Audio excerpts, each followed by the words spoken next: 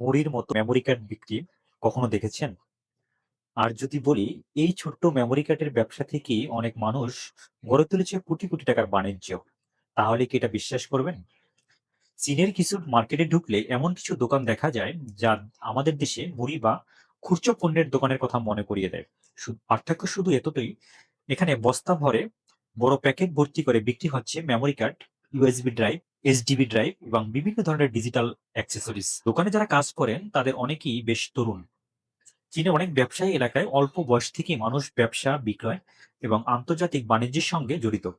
যার ফলে খুব অল্প সময়ে তারা পণ্যের সোর্সিং, পণ্যের বিক্রয় এবং পণ্যের রপ্তানি সম্পর্কে বাস্তব অভিজ্ঞতা অর্জন করে। এই কার্ডগুলোই সারা বিশ্বে বিভিন্ন জায়গায় চলে যায়। বাংলাদেশেও এই ধরনের পণ্য নিয়ে অনেক ব্যবসায়ী, অনেক উদ্যোক্তারা সফলভাবে ব্যবসা পরিচালনা করছে।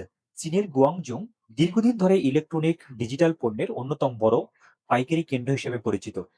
বিশেষ করে গ্রান্ডিং electronics market, Nanfang building digital market, Tianhe computer market এবং চেনজিনের ওয়াংচিবিং ইলেকট্রনিক মার্কেট বিশ্বের ব্যবসায়ীদের কাছে অত্যন্ত জনপ্রিয়। এখানে খুচরা দামের তুলনায় পাইকারি দাম অনেকটাই কম, আর যদি সরাসরি ফ্যাক্টরি বা অনুমোদিত উৎপাদনকারীর কাছ থেকে পণ্য নেওয়া যায় তাহলে খরচ আছে অত্যন্ত কম।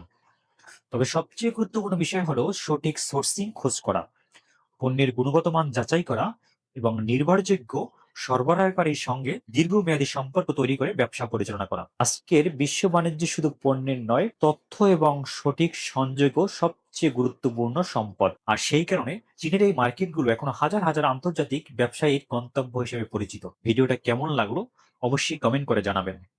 আর যদি আপনার পরিচিত কেউ মেমোরি কার্ড, ইউএসবি ড্রাইভ বা ডিজিটাল পণ্য নিয়ে ব্যবসা শুরু করতে চান তাহলে ভিডিওটা তার সাথে শেয়ার করতে ভুলবেন না। হয়তো এই ছোট্ট তথ্যটাই তার ব্যবসার নতুন দরজা খুলে দিতে পারে। সবাইকে অসংখ্য ধন্যবাদ। Thank you everyone. Thank you for watching.